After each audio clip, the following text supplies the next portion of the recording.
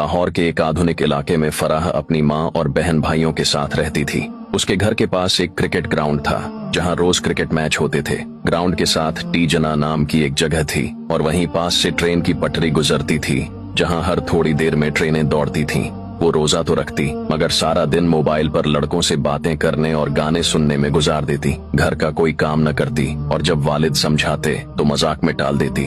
रोजा रखना ही बहुत बड़ा काम है, बाकी सब फजुल है। उसकी माँ भी ऐसी ही थी, दौलत को सबसे ज्यादा अहमियत देने वाली, शौहर और नेक बेटे को दबाने वाली और बेटियों को आजाद छोड़ने वाली। फराह की बहन भी उसी की तरह थी। इन दोनों को न रोजे की कदर थी न इबादत की, मगर जब घर वाले देखते तो फराह इबादत का झूठा ड्रामा करने लगती। तस्बीह हाथ में लेकर बैठ जाती ताकि सब यही समझें कि वो नेक है। फराह का बाप एक मेहनती मजदूर था जो सुबह काम पर चला जाता और रात को थका हारा घर लौटता, मगर जब वो आता तो बीवी उसके साथ नौकरों जैसा सलूक करती। वो खाने के लिए कहता तो वो तंजियां कहती, इतनी मेहनत करते हो फिर भी शिकायतें करते हो, खुद जाकर खा लो। जब वो अपनी मेहनत की कमाई घर लाता तो बीवी जबरदस्ती उसके हाथ से पैसे छीन लेती और पूछती, पूरे पैसे कहाँ हैं? एक एक रुपए का हिसाब दो। अगर शौहर कुछ पैसे अपनी जरूरतों के लिए रख लेता तो वो चीखने लगती, ये पैसे मेरे हैं, तुम्हें अपनी कमाई रखने का कोई हक नहीं। दो भाई, एक माँ का गुलाम, दूसरा बाप की तरह मेहनती फराह के दो भाई थे।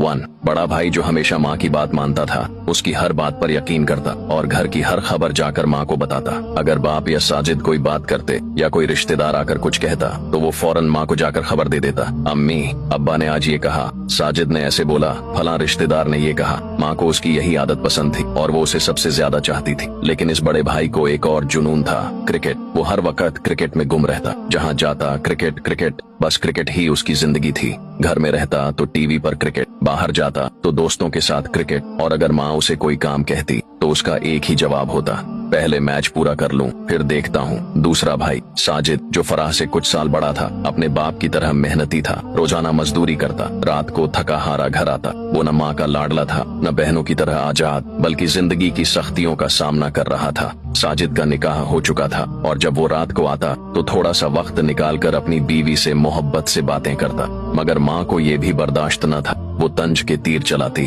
अब बीवी के बगैर 2 मिनट नहीं रह सकते। माँ के लिए वक्त नहीं बचा, बस बीवी ही सब कुछ बन गई। तू भी अपने बाप की तरह बीवी का गुलाम बन गया। रमजान की खूबसूरत रात, फराह पर अल्लाह का अजाब। एक रात जब सब लोग तरावीह पढ़ रहे थे, फराह और उसकी बहन मोबाइल में मग्न थीं। अचानक फराह का जिस्म कांपने लगा, आंखों के आगे अंधेरा छा गया और वो जमीन पर गिर पड़ी। बहन खौफजदा हो गई। वो फराह के करीब आई और उसकी बेहोशी में सवाल करने लगी, फराह तुम्हें क्या हो गया? ये सब क्यों हो रहा है? कहीं तुम्हें अल्लाह के अजाब ने तो नहीं पकड़ लिया? मगर फराह कुछ न बोल सकी, उसकी जबान बंद हो चुकी थी। फराह को फौरन अस्पताल ले जाया गया। डॉक्टर ने कहा इसका इलाज मुमकिन है मगर काफी पैसे लगेंगे। माँ के चेहरे का रंग बदल गया। वो जो सारी दौलत जमा करने में लगी रहती थी, आज जब बेटी की जिंदगी बचाने का वक्त आया तो वो कहने लगी, इतने पैसे मेरे पास नहीं है, मैं ये खर्च नहीं कर सकती। बड़ा भाई भी माँ की तरह ही था, वो भी खामोश खड़ा रहा। मगर साजिद आगे बढ़ा। उसने अपनी सारी जमा पूंजी निकाली और फराह के इलाज के लिए दे दी। अल्लाह ने रहम किया और इलाज के बाद फराह ठीक हो गई।